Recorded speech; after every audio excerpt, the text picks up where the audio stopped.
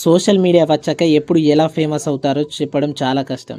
ముఖ్యంగా యూట్యూబ్ ఛానల్లో ఫన్నీ వీడియోలు, రివ్యూస్, రీల్స్, షార్ట్స్, కుకింగ్ చేసి ఫేమస్ అయిన వారు చాలామంది ఉన్నారు.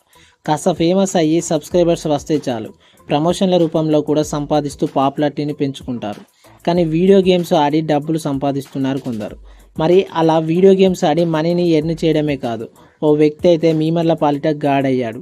ఒక చిన్న లాఫింగ్ వీడియో మీమ్స్కు వినియోగించడంతో పాటు కొన్ని లక్షల వీడియోస్కు లాఫింగ్ టెంప్లెట్గా మారింది. ఇంతకీ అంత బాగా నవ్విన ఆ వ్యక్తి ఎవరో తెలుసా? తెలీదు. యూట్యూబ్, ఇన్స్టాలో ఏదైనా వీడియో చూస్తే ఫన్నీ కౌంటర్స్ వచ్చినప్పుడు ఓ మీమ్ వస్తుంది. అదే లాఫింగ్ వీడియో. ఓ వ్యక్తి హెడ్ ఫోన్స్ పెట్టుకొని అహహా అంటూ బిగ్గరగా నవ్వుతాడు.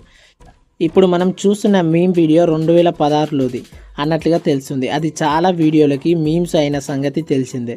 ఇంతమంది మీమర్ల పాలిత దేవుడిగా మారిన అతడు ఎవరంటే ముతాహర్ అన్స్.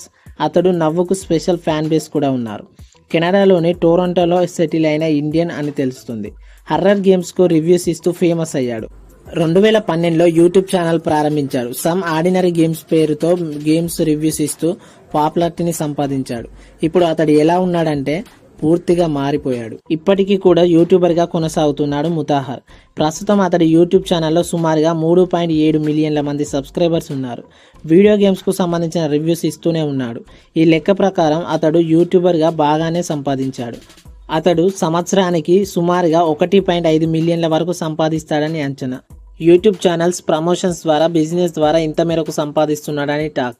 Some ordinary games YouTube channels లోగోతో ఉన్న టీషర్ట్స్, మగ్స్, ఇతర వస్తువులను అమ్మి కూడా డబ్బులు సంపాదిస్తున్నాడట. మొత్తానికి వీడియో గేమ్స్ రివ్యూస్ ద్వారా బాగానే సంపాదిస్తున్నాడు ఈ మీమర్. ఫ్రెండ్స్, ఇతనిలాగానే చాలామంది మీమర్స్, కొన్ని మీమ్స్ అనేది యూట్యూబ్లో ఉన్నాయి. మరి అందులో మీకు ఏది ఫేమస్ అనిపించిందో ఖచ్చితంగా అది కామెంట్ చేయండి. ఫ్రెండ్స్, మీరు ఇక్కడ చూస్తున్న ఫ్లవర్ ప్రపంచంలోనే అత్యంత దుర్వాసనను వెదజల్లే పువ్వు. యాక్చువల్ గా ఫ్లవర్స్ అంటే చాలా మంది ఇష్టపడుతుంటారు. వాటి నుంచి వచ్చే ఆ సువాసన ద్వారా మైండ్ చాలా రిఫ్రెష్ అవుతుంది. కానీ అమెరికాలో గ్రాండ్ వ్యాలీ స్టేట్ యూనివర్సిటీలో ఈ భారీ పువ్వు పూసింది. దీన్ని కార్పస్ ఫ్లవర్ అని పిలుస్తారు. దీని గురించి ఒక షాకింగ్ ఫ్యాక్ట్ ఏంటంటే 7 ఏళ్లలో ఇది ఒక్కసారి మాత్రమే పూస్తుందంట.